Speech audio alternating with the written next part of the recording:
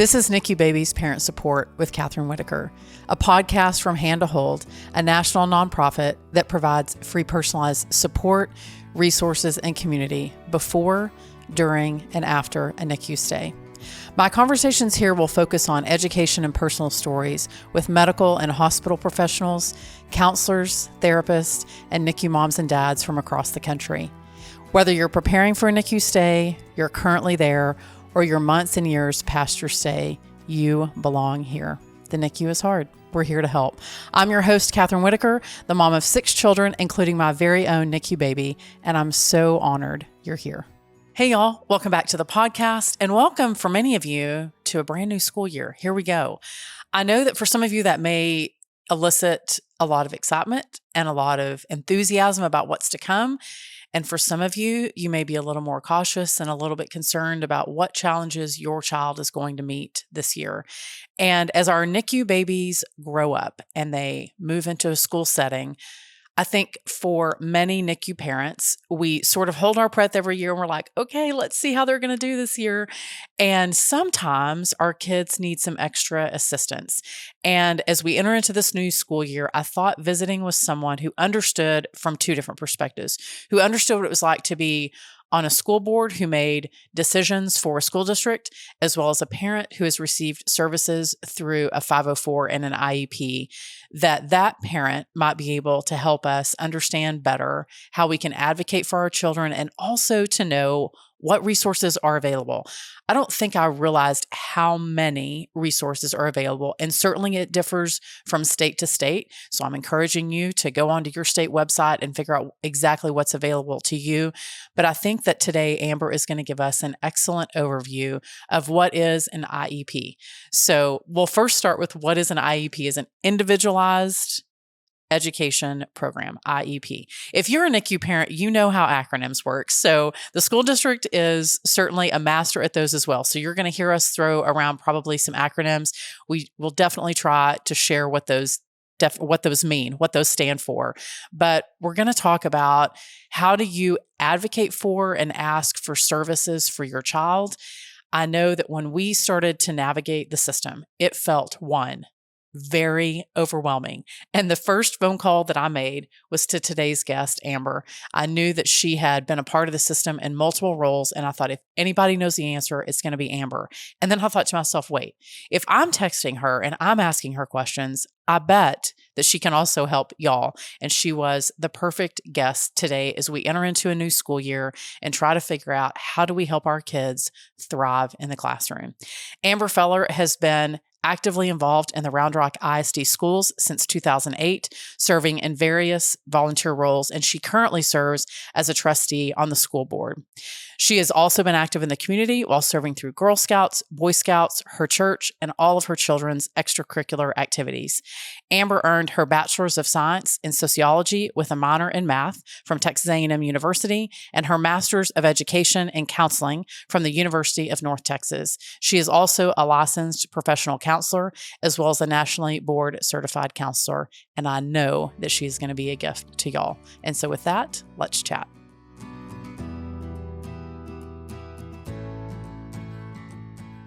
Well, Amber, thanks for being here today. If there is anyone who is an expert on IEPs and ARDs and all the other acronyms that you and I are going to throw around today, it's you. I'm so happy that you're here. So I'm mentioning your bio that you're a board member for the local school district, but how and why did you see that position, which is unpaid, by the way? How and why did you decide to put your name out there and be on the school board and run and campaign and do all the things that you have to do to be on the school board? Well, it really started because I was a mother first, and I have 3 kiddos. My oldest has always been in the talented and gifted program. My middle daughter has been in the gen ed program, and my youngest is in special education. So I spent a lot of time learning how to navigate basically all 3 learning streams that public education has to offer. And all of them had very different educational needs. And I just started helping other people by sharing what I had learned in my process. And I realized that I wanted to take this to a wider audience and to a bigger format. And so that led me to running for the school board. So I ran for the first time in 2018. and had all these high ideas of, oh, we're going to make all these changes. And then this little thing called COVID hit, and we spent the next 2.5 years in crisis management. And so I ran for reelection just this past November, and really because I wanted to have a chance to truly make a difference for especially student groups that don't typically get the focus that they need. That doesn't even just mean our kiddos who are struggling, but even our high achievers, in the talented and gifted program, they have to be challenged in just as unique a way as individuals who have special education or 504 or IEP needs as well. So that's what led me to sign up for another 4 years on the board. Well, you mentioned that you've had experience both as a school board member, but also as a parent. Biggest take home lesson from each one of those experiences. Biggest one from being a school board member, biggest one from being a mom of kids who have various needs. Ask lots and lots of questions. That really has been my biggest takeaway is don't assume that everybody's on the same page. Don't assume that everybody knows what you want, and that don't assume that you know what the school wants. And so ask lots and lots of questions. Especially in special education, I think what's really difficult about that is there are so many laws associated with it. And when you enter into an IEP with a school district or a charter school, you're really entering into a contract between you and the school for the services and the educational needs that they're going to provide to your child over the next 12 months. So if you have a question, ask it, because you're agreeing to something, whether you know what it is or not. So ask lots and lots of questions. And even on the board member side is, understanding the ins and outs and why decisions are made, and, advocating for input from families and the stakeholders, who are actually impacted by the changes that we're making. Is ask lots of questions. Ask lots of questions from the people who these affect, and do they like it? Do they not like it? Go back and check after you think that they may like it. And then, and that's the same thing with a parent, that you may think that you have a really good plan. And then a couple of months in, you realize, yeah, this isn't really working for my kiddo. And so you can go back and make adjustments. So maybe we'll start with what the difference is between, because the two of these things I think often get grouped together, but they're different. What's the difference, Amber, between an IEP and a 504? So it's a really good question, and it's almost a little hard to understand, even if you just look at the legal definitions. But basically, a 504 is a student who will primarily receive all of their services in a general education setting. They don't need any modifications to the curriculum, but they may need modifications in way their school days are structured. Maybe it's getting a little bit of extra time on rest. Maybe it's having an extra day for homework assignments. Maybe it's testing in a quiet place. Just making sure that there's some accommodations that are put in to help that child be successful. But there aren't any real changes that happen, and they're not receiving any special additional services like speech therapy or occupational therapy, or behavior intervention skills. And so it's really more of minor adjustments that can be made to help them be successful in general education. Now, an IEP can definitely be implemented in general education as well, but it also allows for opportunities to modify curriculum, to set individual goals. There's a lot more federal guidelines that come along with an IEP that the school district is required to adhere to, data tracking, and really and honing in on the specific areas that may need to target. Like your child may be in fourth grade and they may be reading on a first grade reading level. So you don't want to consistently present them with fourth grade reading material. So coming up with a plan on how you're going to supplement that gap and how you're going to help that child. Hopefully, the ARD stands for admission, review, and dismissal. So ultimately, the goal is to be dismissed from special education at some point. Right. No, that's a lot of acronyms. I'll make sure that we that we link to all those. So I know that when a child graduates from high school, colleges have things like accommodations. Early intervention happens before they come to school, and then 504 and IEP is what happens, I think, pre-K to 12. Hopefully I'm quoting that correctly. But so if your child is in pre-K to 12 and you suspect that they may need services, What do you do, Amber? How do you? I know that when we did that, I called you and I was like, Amber, what do I do? So now I'm going to make you say it to everyone else. um, advocate for your child. If you suspect that there's a disability or that there's some kind of struggle that your child may be having, you may not even know what it is. For me, I'm a math person. When it comes to reading, I don't understand how to teach reading. I don't understand how to intervene in reading. I don't understand how to teach comprehension. And so ask lots of questions, of course. The school may actually reach out to you and say, hey, your child isn't performing like other typically developing kids in our classroom. Would you be interested in going through an evaluation? And there is an evaluation process. It's called an IEE, and it's an individual education evaluation. And it can include a wide variety of things. Everything from intellectual testing to reading skills to math skills. They can even do, OT and speech testing, all kinds of interventions. Now, there are other categories. There's 13 designated categories in special education that your child has to qualify underneath to be able to qualify for special education. And some of those don't require testing by the school district. And one of them specifically is other health impairment. So if your child has ADD, that actually is a qualifying diagnosis if the ADD is so severe that it impacts their learning environment and their learning opportunities. And so sometimes the school district can take just a doctor's note and say, okay, and maybe they're visually impaired or maybe they're hearing impaired. Those are things that don't necessarily require an IEE to be completed. They can be, the school district can take the word for, a professional who's seen your child on a regular basis. But if you're unsure of maybe you think it's dyslexia, maybe you think it's dysgraphia, the school district has all kinds of evaluation tools that they can use, and they'll put them through a battery of tests.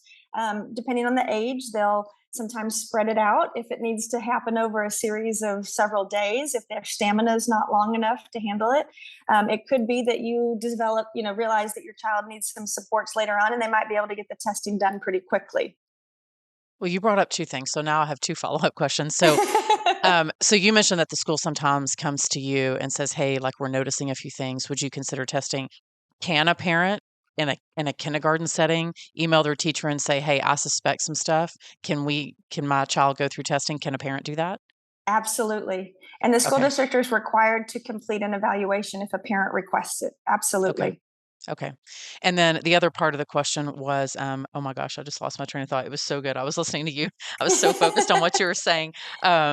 Oh yeah. So you were talking about the diagnosis. So sometimes I know, yes, like that your child has a specific condition or that that is going to impact them in the classroom. Does the school ever diagnose a child, or do they always defer that to a medical professional? I know that sometimes it gets tricky when a parent's trying to decide like, hey, my kid really needs help in this particular area, but the school sometimes or doesn't. I guess I'm trying to understand when they make a diagnosis, when a medical professional diagnosis, and then when they can receive services for that particular thing. Does that make sense? It does. And a school should not be doing any diagnosing until after they've gone through an evaluation and a licensed Okay. school psychologist. It's called an LSSP. And again, special education should come with a dictionary of just Yes. acronyms because No, it's sort of there's so many. it's just like the NICU. We have a bunch of those acronyms too. Yes, So yes, and I'm a NICU mama as yes, well. yes. Two of my three kiddos were in the NICU. So you know. But an LSSP is going to actually issue after the whole battery of tests are done for the IEE. Usually, you get around a 30-page report with all the results and what they mean, where they fall in the typical range. Are they above? Are they below? Because we have some kiddos with high functioning autism that may be very high IQ, but low executive functioning skills. But a teacher should not be diagnosing, but they can say, hey, I'm noticing some things. Would you be interested in evaluation? Now, that's different than a medical diagnosis. And so if they may suspect that there may be something medical going on, then they could say, hey, I'm noticing some behavior issues that are not typical. maybe some aggression, maybe oppositional defiant disorder. I mean, there's just such a wide variety of them. Again, a school should not be making diagnosis, but they should be alerting you, especially if it's your oldest kiddo or you've not ever been in this world before. Um, they may alert a family to say, hey, this isn't actually a typical developing skill. Right. No, I think that there's lots of rules and regulations as to what school districts are required to do, what you can advocate for your child. I mean, I think the take-home message is that parents should, if you're concerned, speak up. Don't assume that the school is going to do it for you. You know, speak up if you have a concern. This podcast is produced by Hand to Hold, a national nonprofit, but we're more than simply a podcast. Be sure to download our app, join one of our support groups, or find one-to-one support. Enjoy counseling, find loss and bereavement support, participate in a peer-to-peer mentor program, or check out our news, articles, and family stories at handtohold.org. All of that is at no cost to you. Hand to Hold's mission is to provide personalized support before, during, and after a NICU stay to help ensure that all NICU families thrive. So, Amber, if there is, I guess, some key questions that you think a parent should ask if they suspect that something's going on or they feel like there should be some services in place, what do you think, like 2 or 3 questions that you think a parent should definitely be asking of their principal or of their teacher? I think that it's more of having a conversation of, I'm noticing these things. Is it typical that my child is spending 2 hours a night on first grade homework? These things that were a lot easier for my older child to grasp are taking a lot longer. Give stories or an examples of why you might suspect this. Ask if they're seeing the same things in the classroom, because sometimes our kids. Little I Jekyll always and love it Hyde when with people. Yes, I always love it when somebody says, "Oh, your child was so sweet and well mannered." I'm like, "Oh, thank God," because I haven't seen that in home in a while. And so, asking, are they seeing the same things at school? And maybe it doesn't require a full blown evaluation. Maybe there's some things, hey, before we go that route, maybe we should try this. Maybe it's a personality conflict. Maybe it's a bullying issue, and your child is using these as escape tactics. I actually had that with my youngest in second grade, and he'd been potty trained for, I mean, 3 or 4 years. And all of a sudden he started having wedding accidents, and their first one was like, well, we need to get him to evaluate it. And I started asking a lot of questions. Well, come to find out, he was getting bullied in gym. And if he had an accident, he got to leave that environment and go to the nurse, which was a safe environment.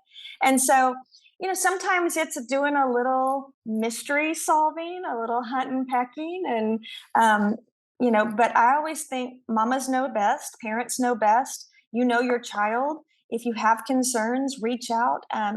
And reach out as early as you can. You don't have to feel like you're overreacting. It doesn't hurt to have a conversation. Um, but I also say, don't beat yourself up if you waited longer and you'd been noticing this for a while and then you didn't say something.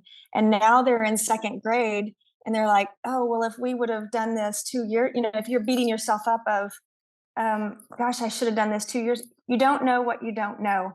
So when you do know, you go from that point forward. I'm glad that you said that.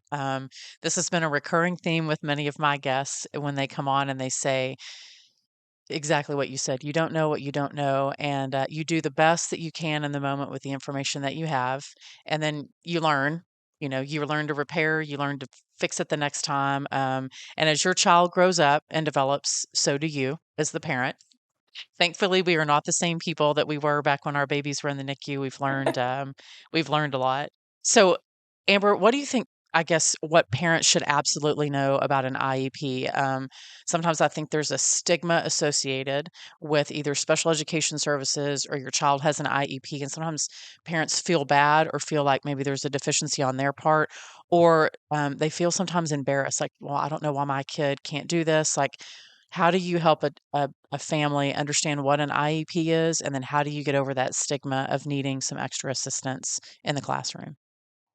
I am a firm believer that God doesn't make any mistakes, and He created your kiddo with the learning profile that they have. And me personally, I never call a child a SPED student, because I don't think that that's the main identifier of who that child is. They may be left-handed, they may be stubborn, they may be funny, they may be athletic, they may be artistic. There are so many other adjectives that describe a child other than just a student who's receiving special education services. So I don't ever want anybody to ever see that as the one label that then marks their child forever. And you're doing what you need to be doing for your child. You wouldn't not take them to the doctor if they had the flu and say, "Oh, they'll figure it out. They'll get better on their own." Advocating for your child takes so many different forms in their lifetime. And whether it ends up being special education or if it becomes something else later on, you're going to do the best thing that you're going to do for your kids, because that's what we do when we love them. And so I think that's the biggest thing starting out this journey is, it's just one part of who your child is. And while it's my youngest child will never get the honor roll, he'll never be in National Honor Society, he'll never probably get the Star Student Award, he'll never get the medal for being on the winning basketball team or track run or whatever, but that's not his route. And that doesn't mean that he has any less value in this world and in our family, and than he does because my oldest child had all those things. I'm pretty sure there's a mom or dad listening to this that needed to hear that. So I'm grateful that you said that. You did make me think of one other thing as you Yeah. started the question, is what is something that somebody's entering this that they should know? Yeah. And my biggest advice for somebody who is entering the world of special education, or even is in it for a while and you haven't been doing this, get a copy of your ARD paperwork ahead of time. The school district always has proposed ARD paperwork. It's slathered with the word draft all over it, but get that ahead of time. I just went through the annual ARD with my son. His ARD paperwork was 48 pages long, and read that ahead of time. Don't go into the meeting just expecting to review it with them as you're, in real time. Have a chance to read it, understand what the goals are that they're proposing. Are the goals truly measurable? Or is it something kind of fluffy of, your child will answer the question 7 out of 10 times? Well, what question? Homeworks, tests? And the reason why I say you need to know with such specificity is because it is a contract between you and the schools, and this is how they're going to be measuring the progress of your student. And so read that paperwork ahead of time. There's a section of your ARD documents, of your IEP, that's called the PLOF, another acronym, but it's present levels of functioning. And go through it and see, do you agree with everything? Did you learn something new about your child? And I just think it's really overwhelming to come into an ARD meeting and be presented with a 40-page document and say, okay, we're going through here, we're going to this, now we're going to this section. So take the time to digest it. And I will say, I have been known to have to leave an ARD because we ran out of time and reschedule. I think my record is 8 hours for an ARD to complete it from beginning to end. And so, and that's okay. They are here. You are part of the team. You are not going into an ARD meeting to just be told what is happening to your child. There should be no decisions that are already made when you get into that meeting.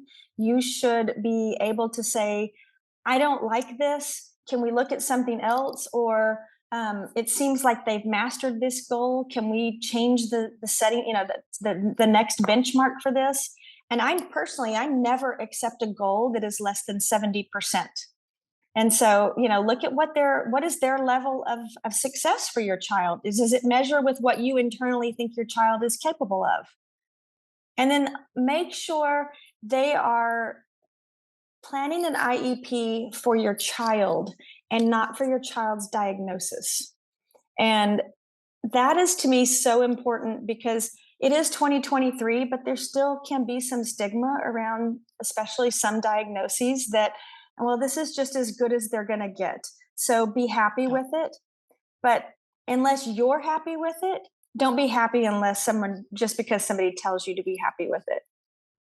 Well, you really answered my last question. I was going to say, what's your best advice? And you knew exactly what I was going to ask. I was so good. I mean, I think the world of the acronyms, particularly once you leave the NICU and then you enter the school setting, can sometimes and often feel overwhelming because we all want the best for our kids. So Amber, thank you for giving really good practical advice, but also for sort of uncovering what is the process, how do we do it, and what are you allowed to ask, and how are you allowed to advocate. And it was so good. So thank you so much. I have to say one more thing, that even with all of my experience, my kiddo who's in special education, he's in 7th grade now. And so I've been doing this for 10 years, and I'm on the school board, and I've had 5 years of experience doing that. But I myself still hire an advocate to review my paperwork to make sure everything's in line. And so if you need help, reach out. There's people out there. Advocates can be expensive, but it's, in my opinion, worth it to make sure that I understand all of the laws. Or somebody who's been doing this longer, ask them, reach out to a friend, or, somebody at school. There's in our school district, we have a resource. It's called CPAC, another acronym, but it's a Special Education Parent Advisory Committee. And full of parents whose children receive special education services would love to help you. So there's so many free resources out there, and then there's also paid resources if you do have questions, if you don't understand, because it is. I mean, there are people who go to school just to be a special education attorney because the laws are so there's just so many regulations around it that it can get very confusing. You are a wealth of knowledge. Expect a text message from me soon asking asking more questions. But Amber, thank you.